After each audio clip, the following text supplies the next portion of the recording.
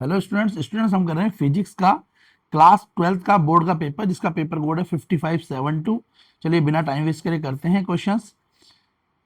Section 1 question first, आप अपने answer match कर लें। क्वेश्चन है conducting sphere of a radius r has a charge q on it, which of the following graph correctly represent the value of the electric field E in the range. ये given range है आपकी, where X is the distance of the point from the centre of the sphere. ये आपकी given range है। यहाँ पे 4 options दे रखे हैं, तो इसका जो करेक्ट ऑप्शन है इस रेंज के अकॉर्डिंग करेक्ट ऑप्शन है ऑप्शन सी। जिन बच्चों ने ऑप्शन सी को करेक्ट करा है उनका आंसर बिल्कुल करेक्ट है। Option C is the correct answer first question का, जो आज का पेपर है 28 जुलाई का। Second question, in the electromagnetic wave the electric field and the electric field oscillate along x-axis and y-axis respectively, the wave propagating along।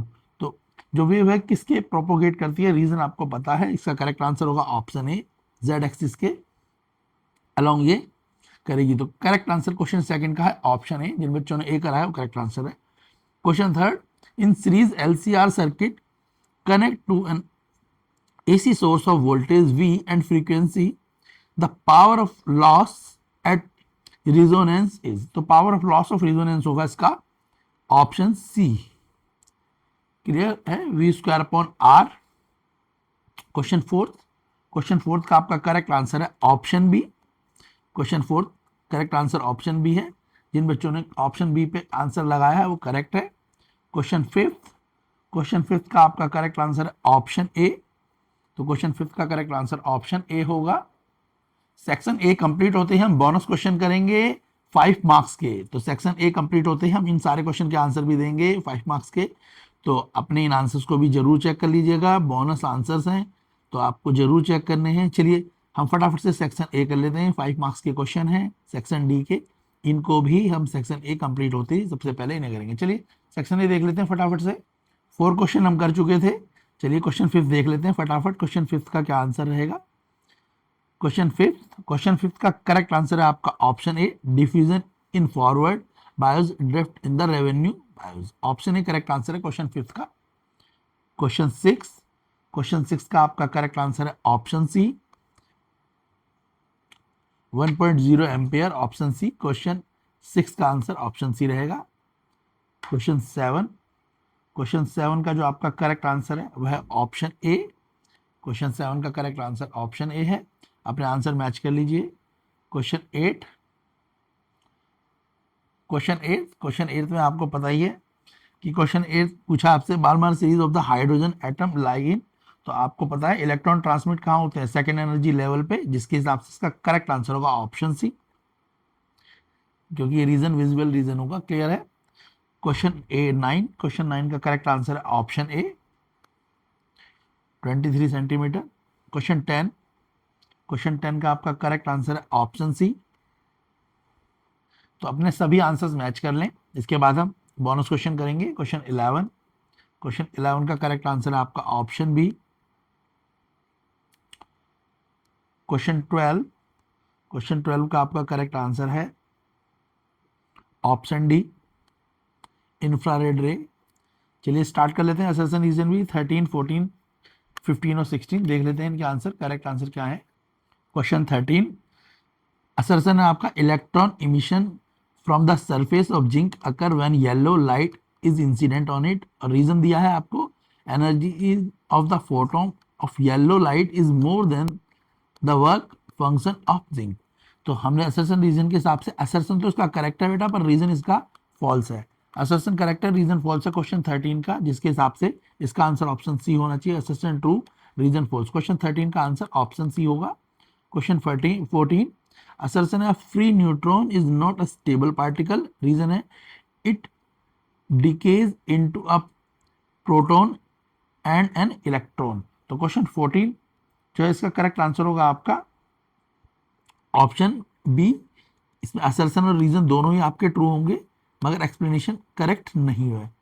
ठीक है, तो क्वेश्चन 14 का आंसर होगा ऑप्शन बी। असर्शन भी ट्रू है इसका, रीजन भी ट्रू है, मगर ये दोनों एक्सप्लेन नहीं कर रहे, आपस में रिलेट करके एक्सप्लेन नहीं कर पा रहे। तो क्वेश्चन 14 का आंसर रहेगा आपका ऑप्शन बी। तो क्लियर है, क्वेश्चन 13 का ऑप्शन सी है, क्वेश्चन 14 का ऑप्शन बी है। Question 15 the ratio of the speed of electron in the second, that is the third orbit of the Bohr hydrogen atom is 3/2। और ये इसका reason given है।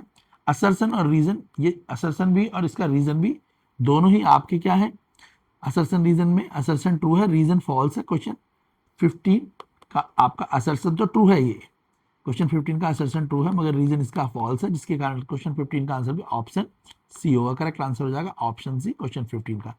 Question 16 में भी आपको असर्शन और रीजन ट्रू है, असर्शन भी ट्रू है, इसका रीजन भी ट्रू है मगर एक्सप्लेनेशन करेक्ट नहीं है।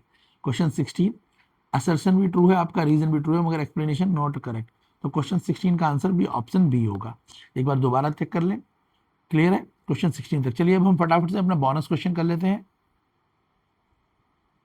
चलिए फटाफट से सेक्शन डी के 5 मार्क्स वाले क्वेश्चन कर लेते हैं। क्वेश्चन 29, क्वेश्चन तो आपने पढ़ ही लिया होगा, आपका एग्जाम था आज। मैं इसके सीधे आंसर्स आपके साथ डिस्कस कर रहा हूँ, आप आंसर अपने मैच कर लीजिए अगर आपने करेक्ट आंसर करा है तो। क्वेश्चन 1 जो है इसमें एमसीक्यू टाइप क्वेश्चन है ए, इसका जो करेक्ट आंसर होगा ऑप्शन सी होगा 0.014। क्वेश्चन का आंसर ऑप्शन सी होगा। अगर क्वेश्चन 29 का आंसर है फर्स्ट वाले का ऑप्शन सी, जिसने ऑप्शन सी लिखा है उसका करेक्ट है। क्वेश्चन सेकंड का करेक्ट आंसर है आपका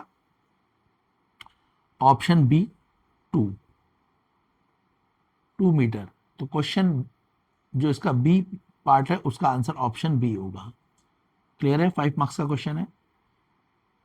क्वेश्चन थर्ड का करेक्ट आंसर जो होगा इसका वो होगा ऑप्शन सी। थर्ड का आंसर होगा आपका ऑप्शन सी। क्लियर है, सॉरी हाँ ए बी। सेकंड में का जो सेकंड है करंट एलिमेंट वाला, इसका आंसर है ऑप्शन सी। नेक्स्ट है थर्ड, इसका करेक्ट आंसर है आपका ऑप्शन बी। मैं सीधे आपके साथ आंसर डिस्कस कर रहा हूं, आप अपने आंसर मैच कर लें, ऑप्शन बी। क्वेश्चन फोर्थ का करेक्ट आंसर है आपका option C, describing a semi circular path. Question fourth इसका आंसर है option C, describing a semi circular path. Clear है, चलिए 30 क्वेश्चन नंबर 30 देख लेते हैं। ये भी एक बोनस क्वेश्चन है। इसका जो फर्स्ट क्वेश्चन है उसका आंसर है ऑप्शन सी 2.08। सेकंड का जो करेक्ट आंसर है वो है आपका ऑप्शन डी। क्वेश्चन थर्ड का करेक्ट आंसर है आपका ऑप्शन सी। क्वेश्चन फोर्थ जो है उसका करेक्ट आंसर है आपका ऑप्शन बी।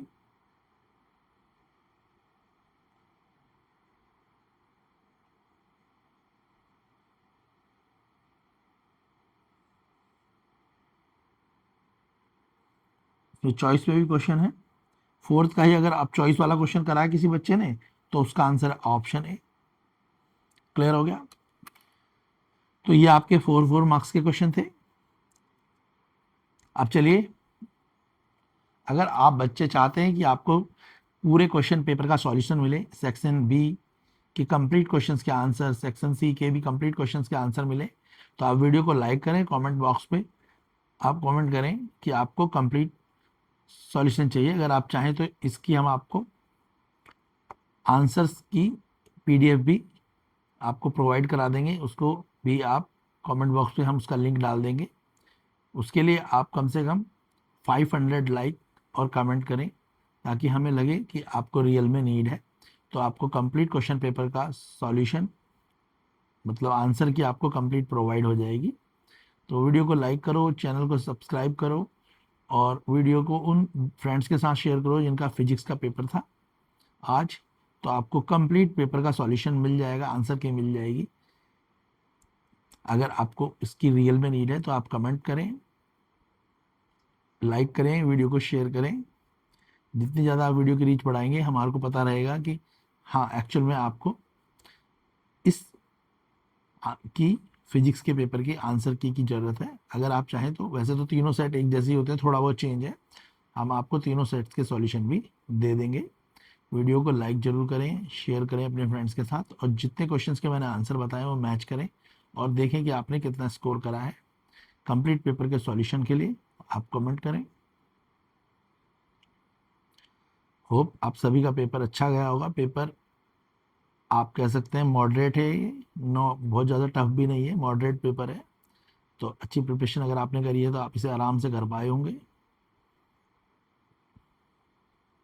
वीडियो को लाइक शेयर करें, चैनल को सब्सक्राइब करें।